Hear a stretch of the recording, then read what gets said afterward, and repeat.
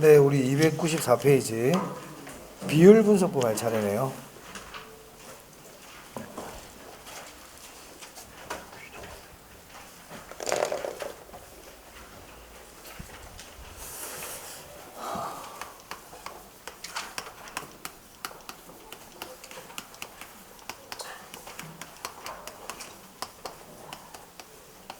네, 이 비율 분석법, 시간 가치를 고려하지 않은 비할인 기법입니다. 시간 가치를 고려하지 않습니다. 자, 이 비율 분석법은 여러 가지 비율을 이용해 가지고 투자 여부를 결정하는 그런 방법입니다.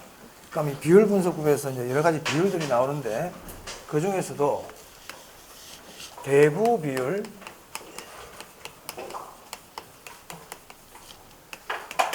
지분 비율, 지분 비율을 자기 자본 비율이라고도 그럽니다. 그리고 부채 비율,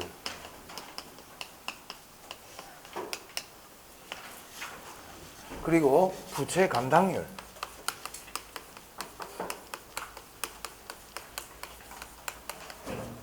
이 네 가지 비율은 우리가 꼭 아셔야 됩니다. 자, 이 대부 비율은 부동산 가치분의 부채입니다. 부채 잔금. 자, 이 부동산 있다 그래 볼게요. 자, 이 부동산의 가치가 10억이다. 가치가 10억이라고 가정해 보겠습니다. 근데 이 부동산은 자기 돈, 자본 4억, 부채 6억으로 이렇게 구성이 되어 있다. 그럼 대부 비율은 어떻게 되겠습니까? 부동산 가치가 10억인데 부채가 6억이죠. 그럼 몇 프로인가요? 60%죠. 0.6이니까. 그래서 대부 비율은 전체 부동산에서 부채가 차지하는 비중이다. 이렇게 보시면 되겠습니다. 그럼 지분 비율, 자기 자본 비율은 뭐냐면 이거는 이제 반대로 부동산 가치 중에서 부채가 아닌 자기 자본, 자기 돈이 들어가 있는 비율을 얘기합니다. 그럼 10억분의 4억이 되겠죠? 네. 그럼 몇 프로인가요? 40%네요. 네. 그래서 전체 부동산 중에 부채와 자본의 비율이니까 당연히 대부 비율하고 지분 비율을 합치면 몇 퍼센트가 되겠습니까? 100%겠죠? 네, 대부 비율 60%고 지분 비율 40% 합치니까 100%가 되죠. 네. 자, 그 다음 부채 비율인데요. 부채 비율은 자본 또는 지분분의 부채입니다. 자, 이 식은 이렇게도 바꿀 수 있어요. 지분 비율분의 대부 비율, 이렇게 해도 괜찮겠다. 이렇게도 얘기할 수 있다. 그럼 이 예에서 자본이 지금 4억이잖아요. 그죠? 근데 부채가 6억 아닙니까? 그러면 1.5 이렇게 나오겠죠. 1.5는 150%죠. 마찬가지로 이 식을 이용한다 그러면 지분 비율이 40%잖아요. 그리고 대부 비율은 60%. 그럼 결국 이것도 뭔가요? 1.5, 150%가 되겠습니다. 그래서 이렇게 구해도 되고 이렇게 구해도 된다. 그래서 혹시 이런 문제가 나올 수가 있죠. 만약에 대부 비율이 80%가 대부 비율이 80%라고 가르쳐 주고는 부채 비율을 물어볼 수 있어요. 그럼 어떻게 하면 됩니까? 저기 두 번째 저 식을 생각하면 되겠죠. 그럼 대부 비율이 80%면 지분 비율은 안 가르쳐 줬지만 얼마입니까? 20%죠. 대부 비율과 지분 비율을 합치면 100%입니다. 그럼 지분 비율 20%랑 우리가 알 수가 있잖아요. 그죠? 이것만 가르쳐 줘도. 그러면 부채 비율은 지분 비율분의 부채 비율, 대부 비율이니까 20%분의 80%. 그럼 얼마가 나오죠? 4가 되겠죠. 4는 400%다. 이렇게 하시면 되겠습니다. 이렇게 하는 거다. 그래서 이건 하나 외워두시면 좋아요. 만약에 대부 비율이 50%잖아요. 그럼 대부 비율이 50%면 지분 비율도 50%겠죠. 그럼 부채 비율은 50분의 50이니까 부채 비율이 몇 프로가 됩니까? 1이니까 100%죠. 그래서 대부 비율이 50%일 때 부채 비율은 100%다. 이건 하나 좀 외워두시면 나중에 도움이 됩니다. 나중에 계산 문제 풀 때 도움이 된다. 그리고 주의할 거는 대부 비율하고 지분 비율하고 합친 게 100%지 부채 비율과 지분 비율이 합친 게 100%다. 그러면 안 됩니다. 대부 비율하고 부채 비율은 다릅니다. 그래서 이런 거를 이런 것들은 좀 여러분들이 이렇게 사례를 하나 딱 이렇게 정해놓고요. 대부 비율, 지분 비율, 부채 비율을 본인이 구해볼 수 있으면 참 좋겠다, 그죠? 그렇게 연습을 해놓으시면 이걸 좀 잘 마스터할 수 있겠죠. 자, 그리고 이 대부 비율은요, 부동산 가치를 기준으로 구한 거예요. 그럼 대부 비율은 차입자의 소득하고는 관계 있습니까? 소득하고는 아무 상관이 없죠. 이게 소득이란 말이 없잖아요, 그죠? 그래서 대부 비율은 부동산 가치를 가지고 구하는 거다. 부동산 가치를 기준으로 하는 거다. 이걸 좀 기억해 주시면 좋겠습니다. 그러면 여기서 만약에 지금 부동산 가치가 10억이었잖아요. 그죠? 근데 이게 만약에 가치가 폭락을 해가지고 5억이 되어버렸다. 그러면 120%가 되잖아요. 그러니까 대부 비율이 100%를 초과할 수도 있다는 거죠. 자, 그럼 책을 보고 이제 정리 좀 할게요. 자, 여기 대부 비율 보시면 거기 1번에 1번을 별표해야 되겠죠. 대부 비율은 부동산 가치에 대한 부채다. 부동산 가치에 대한 부채다. 그리고 동그라미 3번에 보시면 부동산 가치가 하락하는 시기에서는 대부 비율이 100%를 초과할 수도 있다. 이렇게 돼 있죠. 네. 그리고 5번에 부채 비율이 나오네요. 부채 비율은 자본에 대한 부채, 부채를 자본으로 나눈 거다. 그리고 왼쪽에 참고 보시면 3번 보세요. 저는 여기 체크하면 되게 쓸 겁니다. 대부 비율과 지분 비율 합치면 1이라고 돼 있죠. 둘이 합치면 몇 %다? 100%다. 이렇게 보시면 되겠습니다. 자, 그 다음에 이제 부채 감당률입니다. 부채 감당률은 부채 서비스액분의 순영업 소득입니다. 부채 서비스액은 원리금입니다. 그죠? 원리금이에요. 그러면 이 부채 감당률이 1이라는 의미는 순영업 소득과 부채 서비스액이 같다는 얘기죠. 그러면 부채 감당률이 1이라는 얘기는 순영업 소득으로 원리금을 갚을 수 있다. 이런 얘기거든요. 근데 시험은 뭘 잘 묻냐면 부채 감당률이 1보다 크다는 건 무슨 뜻이냐? 부채 감당률이 1보다 작다는 건 무슨 뜻이냐? 이걸 잘 물어봐요. 그럼 이름이 부채 감당률이잖아요. 그죠? 부채 감당률인데 이게 1보다 크다 이 말은 부채를 감당할 수 있다 이 말이죠. 순영업 소득으로 원리금을 충분히 갚을 수 있다 이런 얘기고, 부채 감당률이 1보다 작다는 얘기는 부채를 감당할 수 있다 없다, 부채를 감당하기에는 부족하다, 뭐 이런 의미가 되겠습니다. 1을 기준으로 해가지고. 됐죠? 부채 감당률은 그걸 많이 물어봐요. 그래서 부채 감당률 일단 기본 모양 기억하시고요. 그리고 부채 서비스액은 원리금이라는 거. 부채 서비스액은 이자가 포함이 됩니다. 원리금. 그리고 거기 3번에 그때 아마 별표가 되어 있을 겁니다. 부채 감당률이 1보다 크다는 것은 순영업 소득이 원리금을 상환하고도 남는 게 있다. 즉 갚기에 충분하다. 이런 의미라는 걸 아시면 되겠네요. 나머지는 크게 이제 안 중요합니다. 나머지는 그냥 두시면 되겠고. 자, 그래서 오늘은 이제 금융론 한번 가보겠습니다. 이제 투자론은 제가 다 했고요.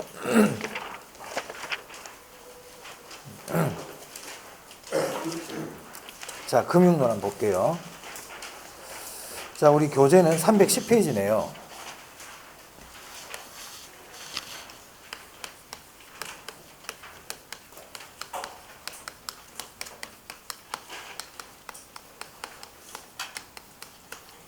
네. 자, 금융이라는 거는 자금을 조달하는 걸 금융이라 그럽니다. 자, 금융론에서 먼저 311페이지 그 지분금융, 부채금융, 매자닌금융 있죠. 여기 제가 중요하다고 그랬습니다. 그죠? 자, 지분금융에서는 거기 1, 2, 3, 4, 5번 있잖아요. 얘를 꼭 외워두셔야 되겠습니다. 네. 전에도 제가 이게 뭐 여러 번 말씀드려 줄도 다 쳐져 있을 텐데, 그 지분금융은 주식을 발행한다든지 주식 발행, 그리고 지분권 판매, 자기 자본 조달하는 겁니다. 주식을 발행한다든지 지분을 매각해서 자기 자본을 조달하는 거고, 그 밑에 5개, 신디케이트, 조인트 벤처 5개 있죠. 암기해 주시고요. 그리고 지분금융은 제가 원금 손실 가능성 있다고 그랬죠. 원금 손실 가능성 있습니다. 여기 보면 신디케이터, 조인트 벤처, 주식 발행, 증자, 펀드 이런 말들 잘 기억해 주시고, 이런 지분금융은 원금 손실 가능성이 있다까지 같이 알아두시기 바랍니다. 넘깁니다. 자, 이제 부채금융인데요. 부채금융은 거기 저당이란 말 동그라미 하세요. 저당이라는 거는 다른 말로 하면 담보입니다. 담보. 그래서 저당, 담보 이런 말들 나오면 부채금융입니다. 그리고 거기 사채 발행이란 말 나오죠. 부채금융이죠. 그래서 그것도 마찬가지 1번부터 5번까지 나와 있는 내용들을 꼭 좀 잘 알아두세요. 특히 회사채 발행 이런 건 당연히 알아야 되고요. 당연히 알아야 되고, 우리가 좀 어려워하는 게 뭐냐면 이번에 신탁금융, 그걸 다른 말로 담보신탁이라고 그러거든요. 신탁금융하고요. 그리고 거기 3번에 프로젝트 금융 있죠. 그게 줄칩니다. 최근에 시험에 나왔었어요. 프로젝트 금융 돈 빌리는 거예요. 그리고 거기 ABCP 그래가지고 자산 유동화 기업 엄 있죠. 엄도 부채금융입니다. 네. 무슨 말이냐? 지분금융, 부채금융은 시험에 잘 나오는데 그 종류를 꼭 외워두라 이 말이에요. 제 말은 그 종류를 외워둬라. 그 다음에 메자닌 금융입니다. 메자닌 금융은 그때 제가 옆에 이렇게 적혀 있죠. 지분금융과 부채금융이 혼합되어 있다. 안 적히신 분은 적어야 돼요. 지분금융과 부채금융이 혼합. 그걸 메자닌 금융이라 그럽니다. 자, 이 메자닌 금융도 마찬가지예요. 그 밑에 6개 있는데요. 6개까지는 좀 사실 너무 많고 1번, 2번, 3번, 4번 정도는 알아두자. 신주인수권부 사채, 전환사채는 특히 잘 알아두시고요. 이름부터 한번 봐봐요. 사채니까 부채금융이잖아요. 그죠? 근데 신주 이렇게 돼 있잖아요. 주식 얘기가 나오죠. 그러니까 섞여 있잖아요. 전환사채, 사채인데 주식으로 전환할 수 있거든.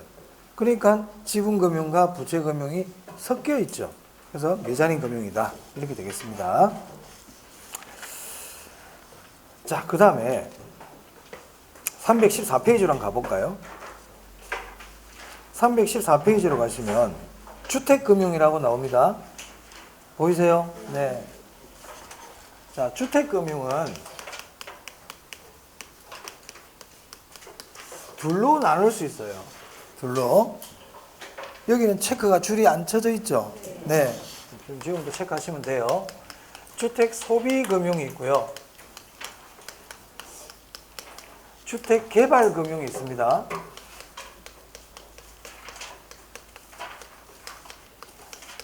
우리 중개사 시험에서는 그렇게 많이 다루지 않는데 간평사 시험에서 최근 한 몇 년 전에 여기서 나온 적이 있거든요. 그래서 여기는 그냥 기본적인 걸 좀 아시면 되겠어요. 자, 이 둘의 차이점 알면 돼요. 차이점 알면 된다. 근데 차이점이 그렇게 어렵지가 않아요. 왜냐하면 이름에 뜻이 좀 들어있어요. 자, 여기 보면 주택 소비금융이고 주택 개발금융이잖아요. 그죠? 이름에 항상 뜻이 들어있거든요. 많이. 그러면 여러분 금융이라는 거는 자금을 조달한다는 뜻이잖아요. 금융은. 그죠? 그러면 이 사람은 자금을 왜 조달하고 자금을 융통했을까? 뭐 하려고? 주택을 소비하려고. 즉 주택 소비금융은 주택을 구입하기 위하여, 구입이 소비죠. 주택을 구입하기 위하여 자금을 조달한 걸 얘기해요. 그러면 주택을 구입하려고 돈을 조달했는데 그럼 어떻게 조달했느냐? 주택을 담보로 하고, 주택을 담보로. 이 말이 중요합니다. 그래서 주택소비금융은 여러분들이 흔히 알고 계시는 주택담보대출입니다.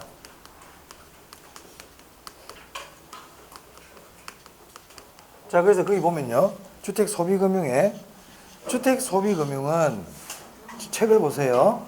주택소비금융은 주택거래를 원활히 하고 국민의 지불 능력을 높이기 위해 주택을 구입하거나 구입 동그라미 하셔야 돼요. 그게 이제 계량이라는 거는요. 집주인이 자기 집 고치는 거예요. 그러니까 건설회사가 하는 게 아니고 그 집에 살고 있는 사람이 자기 집 고치는 걸 얘기합니다. 그 구입, 그게 포인트가 있고요. 계량하고자 하는 사람에게 뭐를 담보로? 주택을 담보로. 그 말이 중요하단 말이에요. 그러니까 여러분 이게 주택담보대출이라 생각하라고 그랬죠. 그러면 이런 거는 공급자 금융일까요? 수요자 금융일까요? 수요자 금융이에요. 수요자들이 자금을 조달하는 거죠. 여기 수요자 금융이라고 돼 있죠. 그럼 여러분 우리 주택담보대출은 기간이 깁니까? 짧습니까? 길죠. 이자는 비쌀까 쌀까? 이자 쌉니다. 서민은 주택을 담보로 하기 때문에 주택을 담보로 한다는 얘기는 은행 입장에서는 안전하거든요.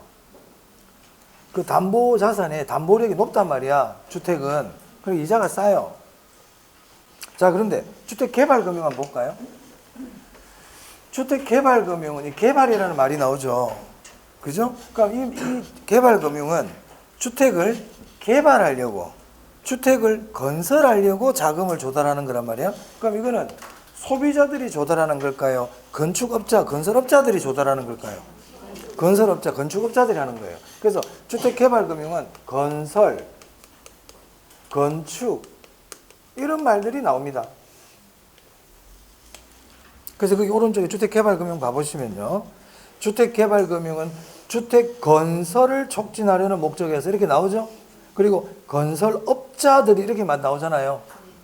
그러니까 개인 소비자들이 자금을 조달하는 게 아니고 공급자, 건설회사들이 건설을 위하여 자금을 조달하는 걸 뭐라 그런다? 네네, 주택개발금융이라 그런단 말이야. 그래서 얘들은 건축대부라고도 그래요.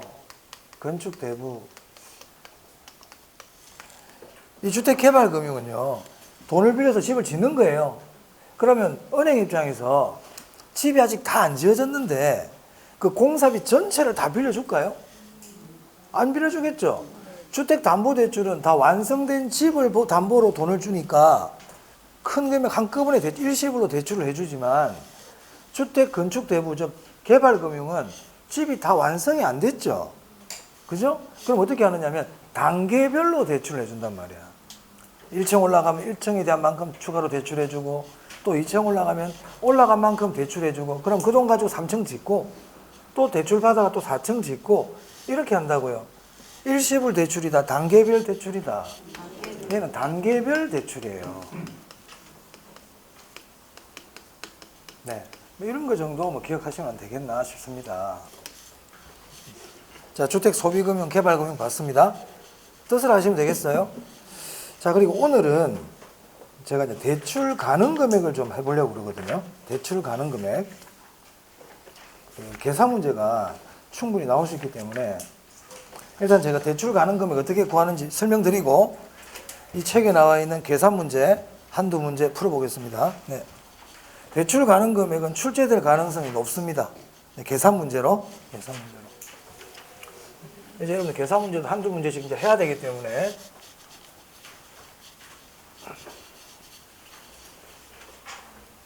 그리고 계산 문제 중에서 이제 시험에 잘 나오고 여러분들이 이제 풀 수 있다 생각되는 거 위주로 이렇게 공부를 하셔야 돼요. 이제 계산 문제를 자 볼게요. 대출 가능 금액입니다. 대출 가능 금액 구하기. 네, 계산 문제죠. 이 대출 가능 금액은 일단 주택의 대출 가능 금액이 있고요.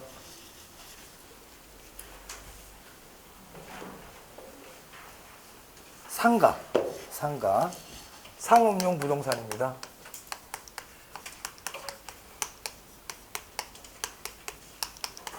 주택과 상업용 부동산의 대출 가능 금액 구하는 기준이 다릅니다. 자, 주택은요,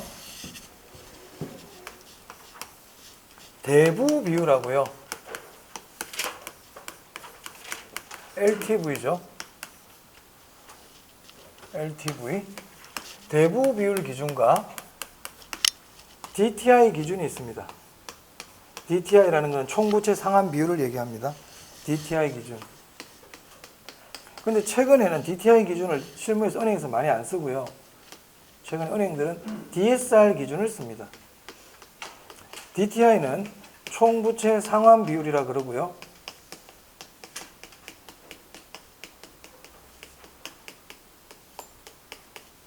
DSR은 총부채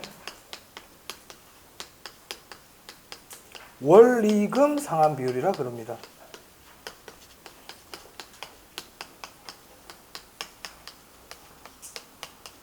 자, 여러분 약간 주의할 게 있는데요. DSR 나오잖아요. DSR 나오면 여기 원리금이라는 말을 기억을 해주세요. DSR은 총부채 원리금 상환 비율입니다. 저게 어떤 건지는 나중에 문제를 풀면서 설명드릴게요. 일단 DSR 총부채 원리금 상환 비율. 자, 그럼 LTV 대부 비율은 어떻게 생겼습니까? 부동산 가치분의 부채였죠. 이게 대부 비율이었죠. 조금 전에 했잖아요. 그죠? 그럼 DTI는 뭐냐면요. DTI는 차입자의 연소득분의 부채 서비스액.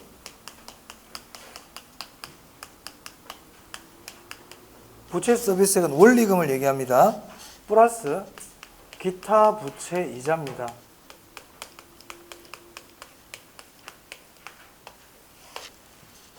그럼 DSR은 뭐냐면요. DSR은 차입자의 연소득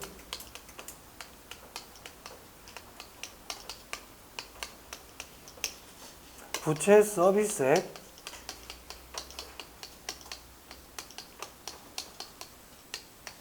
여기 이제 기타 부채 이자가 아니고요. 기타 부채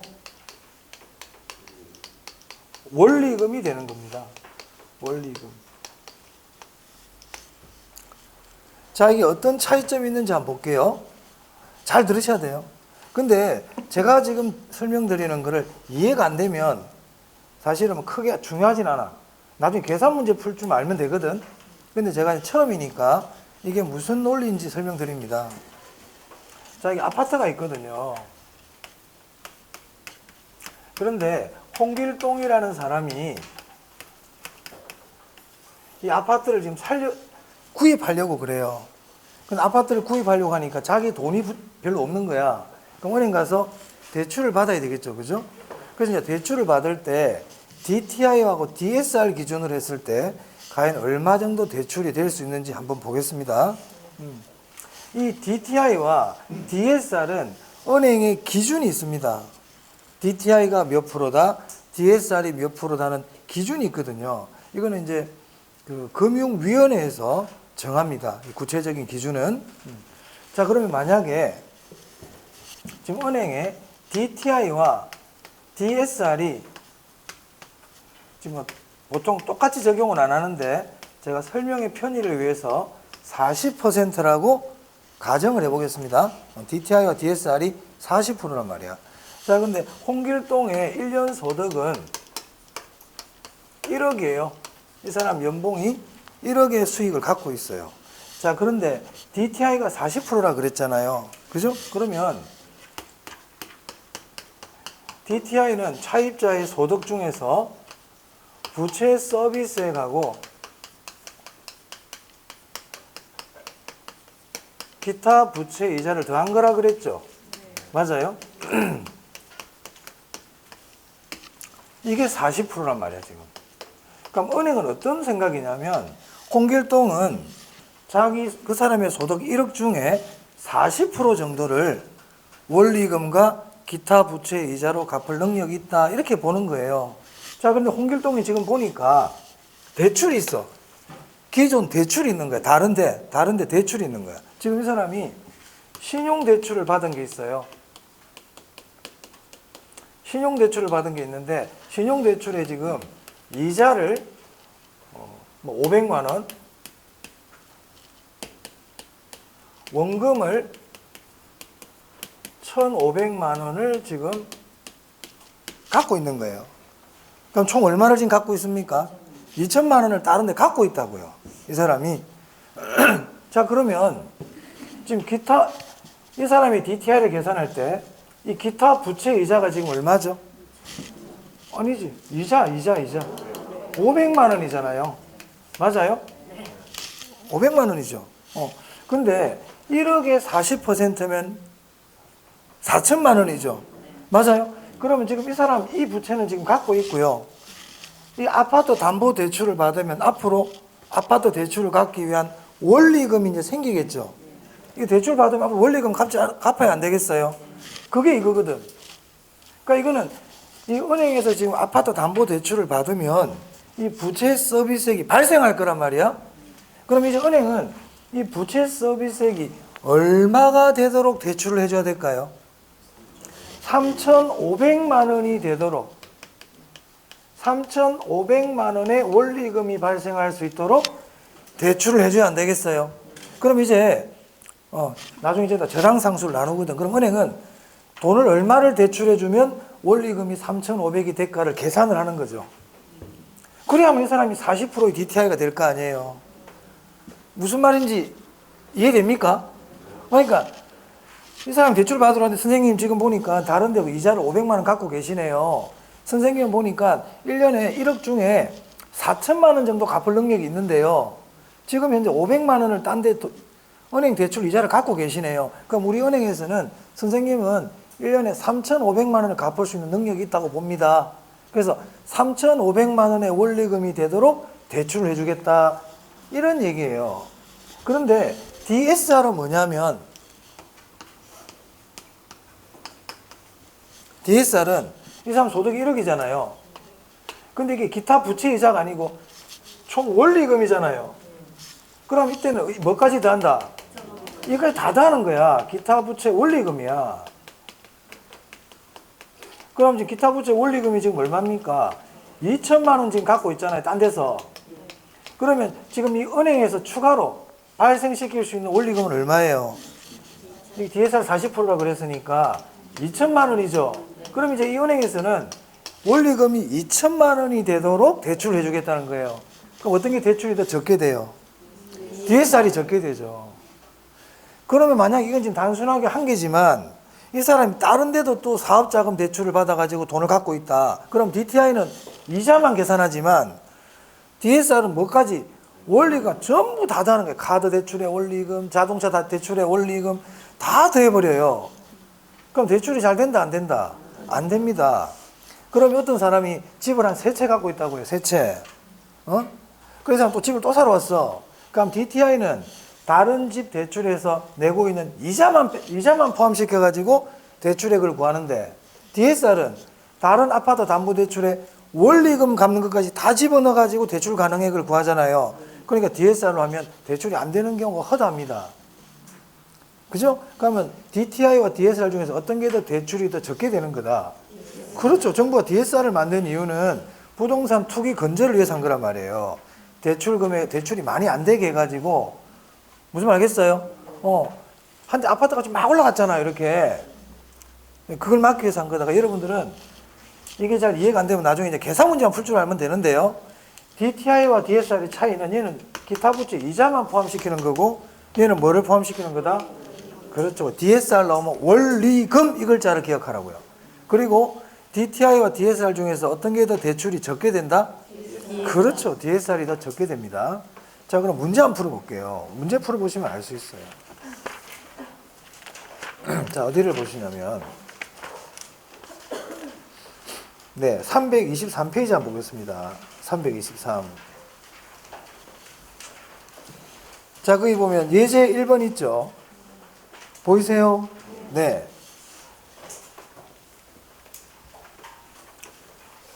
자, 제가 늘 말씀드리지만 계산 문제를 풀 때는요, 머릿속에 DTI는 이자고 뭐 이런 거 생각하면서 풀면 안 돼요.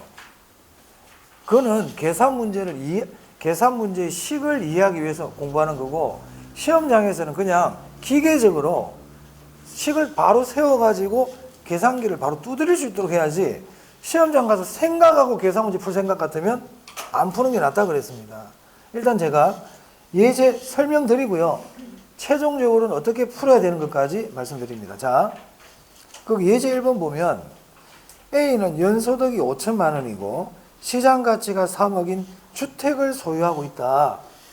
현재 A가 이 주택을 담보로 5천만 원을 대출받고 있을 때 추가로 대출 가능한 최대 금액은 그랬죠? 자, 거기 추가로 대출 가능한 밑줄 칩니다.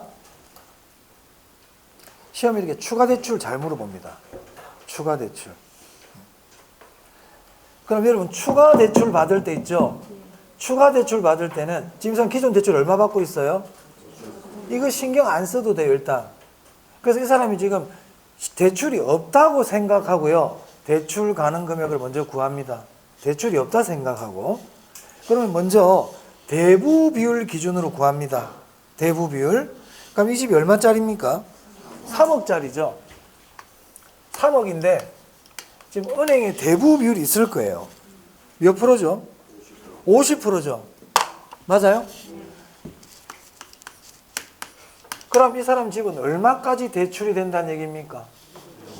3억에 50%까지 대출해 주겠다는 얘기거든요. 그럼 대출 가능 금액이 1억 5천만 원이 되겠죠? 맞아요? 그래서 대부 비율 기준으로는 1억 5천만 원이 가능하다. 자, 그리고 또 보니까 은행의 대출 승인 기준이 DTI죠, DTI. 맞아요? DTI 기준이란 말이에요. 그러면 이 은행의 DTI 기준이 얼마입니까? 40%죠.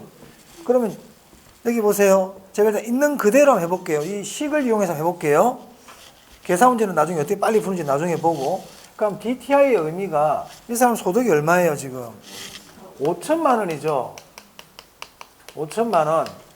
그죠? 근데 DTI가 지금 40%라면서요. 그러면 요 위에 지금 얼마가 돼야 돼요? 2천만 원이 돼야 되죠. 맞아요? 은행은 이 사람 5천만 원 중에 40%인 2천만 원 정도는 돈을 갚을 능력이 있다. 이렇게 보는 거예요. 원리금으로. 원리금으로. 그럼 이 사람 다른 부채 있습니까? 이거 말고, 이 아파트 대출 말고, 다른 대출, 다른 기타 대출, 기타 대출. 없죠? 없단 말이에요. 그러면은, 은행은 이 2천만 원이 원리금이 되도록 대출을 해주면 돼요. 이때 중요한 게 있어요. 이 문제는 지금 다른 말은 없지만, 원리금 균등 대출이라고 봐야 돼. 항상 모든 문제를. 뭐로 봐야 된다고? 원리금. 네.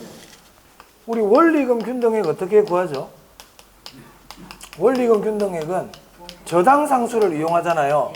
대출금에다가 저당상수를 곱하면 되거든요. 원리금 균등액은. 그러면 이 원리금 균등액이 얼마가 되도록? 그렇지. 2천만 원이 되도록 대출해 주겠다는 겁니다.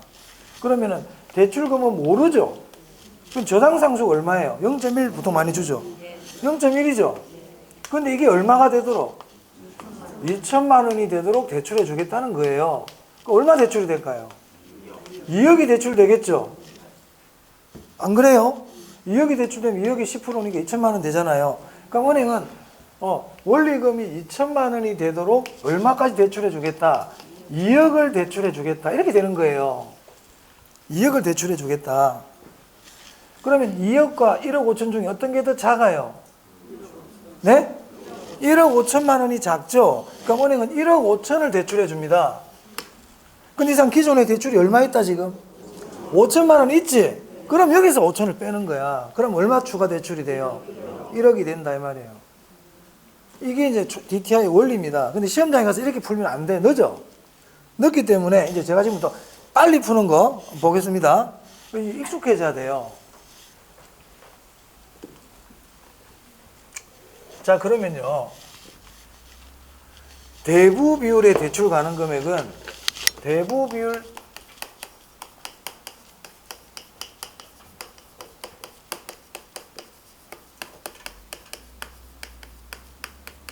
이거는 안 어렵죠. 부동산 가치에다가 뭘 곱하면 돼요? LTV 곱하면 되죠. 그럼 이게 대부 비율 기준 대출 가능 금액이에요. 자, 문제는 DTI 기준이잖아요. 자, DTI 기준 대출 가능 금액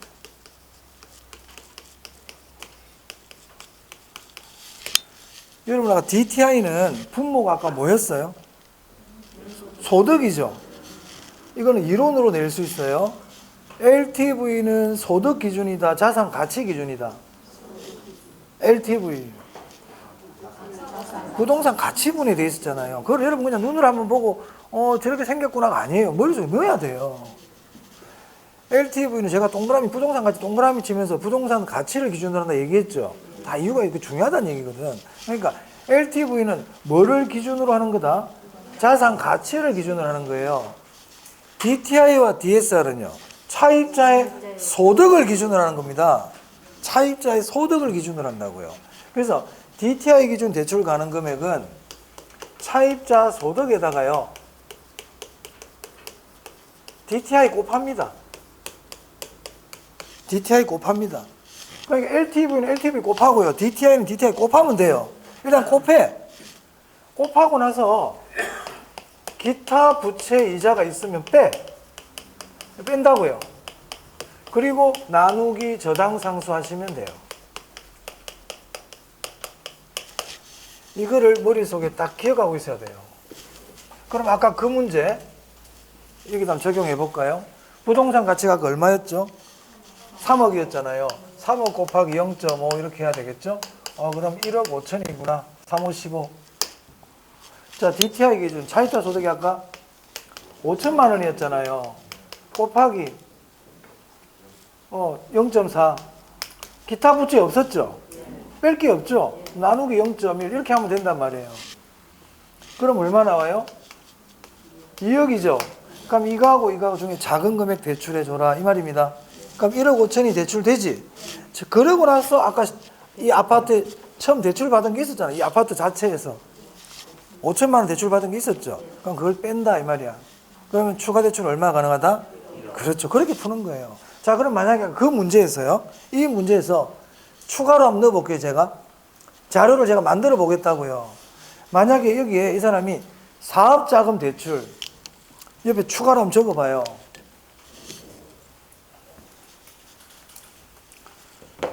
사업자금 대출이 있는데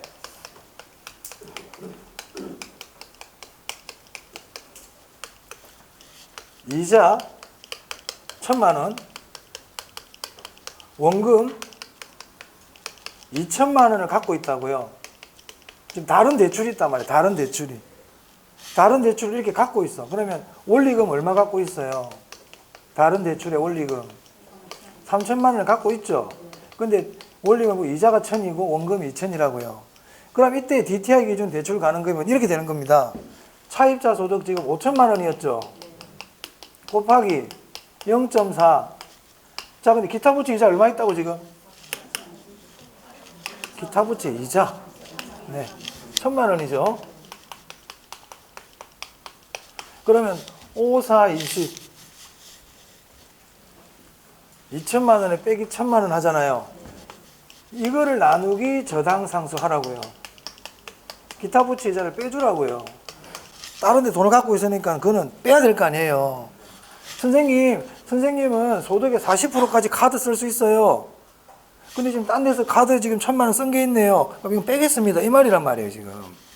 그럼 얼마 됩니까? 1,000에다가 0.1 나누면요. 1억이죠. 맞아요? 그럼 1억하고 1억 5천 중에 작은 금액 대출해 준다고요. 그럼 추가 대출 얼마다? 5천만 원 해주겠다는 얘기예요. 자, 그런데 만약에 DSR 기준이다. 이건 DTI고. 그럼 DSR 같으면 어떻게 하느냐? DSR은 차입자 소득에다가 DSR을 곱해요. 그럼 빼기 논리가 똑같아요. 기타 부채 이자를 뺀다. 기타 부채 원리금을 뺀다.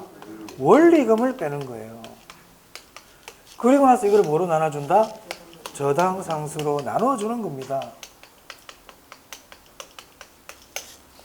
여러분들은 이 식을 익숙해질 때까지는 그대로 외워놓고 자꾸 문제를 풀어야 돼요. 안 어려워요, 사실은. 자, 그럼 차입자 소득이 5천만 원이었죠. 그럼 DSR도 제가 40%라 그래 볼게요. 원래 DSR하고 DTI는 좀 기준이 다른데 편의상 40%라 그래 보겠습니다.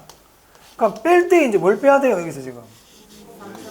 그렇지, 3천만 원을 뺀단 말이야. 원리금 3천만 원.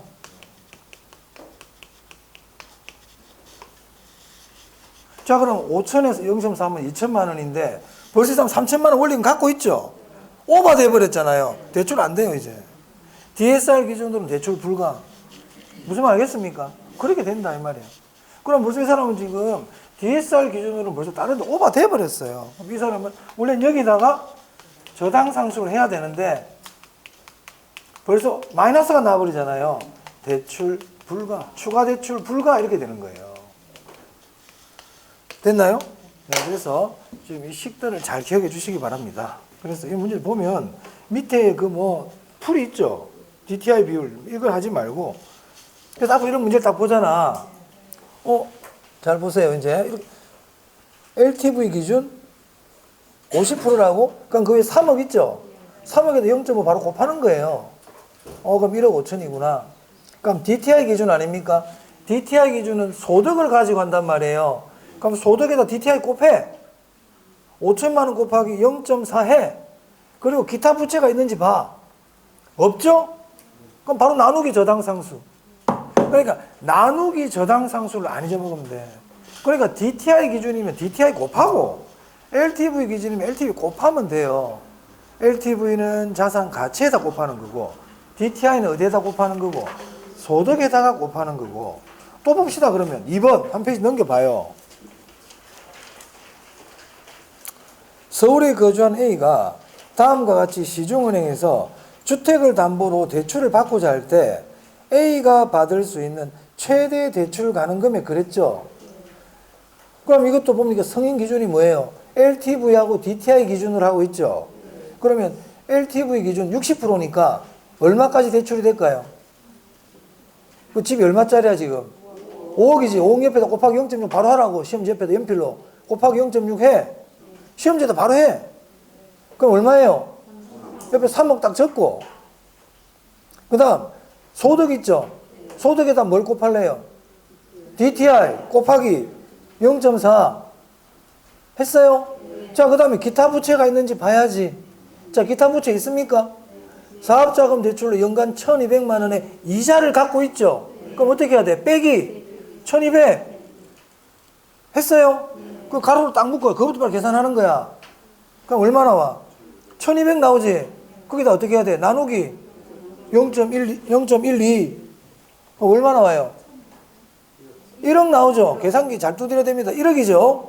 그러면 LTV 기준은 얼마였고 3억이었고 DTI 기준은 얼마고 1억이고 그 중에 작은 금액이 얼마가 대출이 된다? 1억인 거예요. 이 사람 지금 기존 뭐 아파트 대출 있다 이런 얘기 없죠? 그러니까 이런 문제는 이제 보면 조금 전에 연습한 것처럼 바로 풀 수 있어야 된다. LTV 기준은 안 어렵죠? DTI 기준이거든요. DTI 나오면 아까 얘기했잖아. 차입자 소득이 얼마라고? 6천. DTI가 40%네. 0.4 곱하고요. 다른 부채 이자 없나? 사업자금 대출 이자가 있네. 1200 빼. 그리고 이걸 저당상수로 나눠. 이 얘기잖아요, 지금. 뭐, 이거 뭐, 한 30조짜리 아닙니까? 그럼 1억 나오겠지. 오케이? 자, 그럼 만약에 여기서 사업자금 대출이 1,200만 원 이자 갖고 있죠? 사업자금 대출의 원리금이 만약에 2천만 원이다. 그러면 얼마를 빼야 된다? DSR은 3,200을 빼는 거예요. 무슨 말 알겠어요? 그럼 이상 대출 안 돼요. 2,400에서 지금 3,200 빼버려 봐봐. 대출이 안 되겠지? 맞아요? 그렇게 한다 이 말이에요. 근데 만약에 원금이 800이다. 그럼 2천만 원을 빼죠. 그럼 2,400에서 2,000 빼면 400만 원이지. 400에 대한 0.1 나누면 4천만 원인 거예요. 대출이 4천밖에 안 돼요. 뭐 그런 논리다 이 말이죠. 자, 여기까지 하고요. 3번은 상가담보대출입니다. 이건 좀 쉬었다가 더 하겠습니다.